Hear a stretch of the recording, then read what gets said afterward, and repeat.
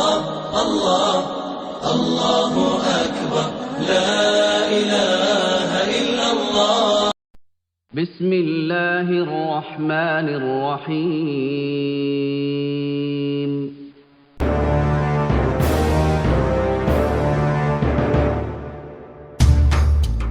4 मई 1799 का वो दिन था जब शेर मैसूर टीपू सुल्तान ने अपने वतन की हिफाजत करते हुए अपनी जान की कुर्बानी दे दी थी। अगर टीपू सुल्तान भी चाहते तो निज़ाम और बाकी रजवाड़ों की तरह अंग्रेज़ों से संधि कर उनकी तमाम शर्तों और गुलामी को कबूल करके अपनी रियासत बचा सकते थे, लेकिन उन्होंने इस गुलामी से बेहतर शहादत को तरजीह दी। उस वक्त टीपू सुल्तान का नाम अंग्रेज़ों के लिए खौफ का पैगाम था। शायद ही हिंदुस्तान के किसी सुल्तान या राजा का इतना खौफ अंग्रेज़ों के दिलों पर रहा होगा।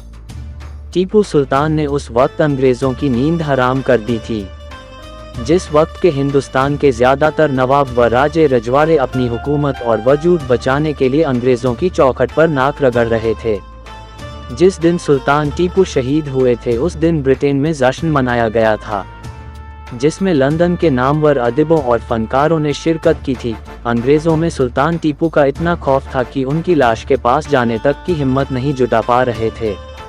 जब एक गोली उनके दाएं सीने में धंस गई तब वो ज़मीन पर गिर गए थे। जब अंग्रेज़ों को किसी ने यकीन दिलाया कि टीपू मारे गए तब एक सिपाही ने उनकी म्यान में जड़ा रत्न निकालने की कोशिश की तो टीपू सुल्तान ने अपने आखिरी वक्त में उसका हाथ अपनी तलवार से जख्मी कर दिया था। इसी तरह एक फौजी ने उन्हें तलवार से मारना चाहा तो मौत के दहाने पर खड़े टीपू सुल्तान ने उस फौजी के सर में अपनी तलवार से इतना ज़बरदस्त वार किया कि वह फौजी वहीं ढेर हो गया। जब टीपू सुल्तान शहीद हो गए तब गवर्नर जनरल ने कहा था कि आज से मुकम्मल हिंदुस्तान हमारा है। अंग्रेज़ों के लिए टीपू सुल्तान की मौत की खुशी का अंदाज़ा इस बात से भी लगाया जा सकता है कि विकी कॉलिंस की मशहूर नॉवेल द मूनस्टोन के शुरुआती सीन में टीपू सुल्तान की दारुल सल्तनत श्रीरंगपट्टनम की लूटपाट और घेराबंदी को दिखाया गया है।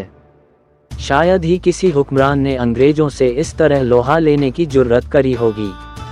लड़ाई के आखिरी वक्त में टीपू के बॉडीगार्ड राजा खां ने उनसे कहा था कि आप अंग्रेज़ों को अपनी पहचान बता दे, वो आप पर रहम खाएंगे। उस वक्त उस मर्दे मुजाहिद ने जो अल्फाज कहे वो तारीख में अमर हो गए। उन्होंने उनसे कहा कि शेर की एक दिन की जिंदगी गीदड़ की 100 साला जिंदगी से बेहतर है। जब टीपू सुल्तान का जनाजा श्रीरंगपट्टनम की गलियों से निकला को सड़क के दोनों ओर लोगों की कतारें लग गईं। हर किसी की आंखें नम हो गईं। औरतों ने अपनी चूड़ियां तोड़ दीं।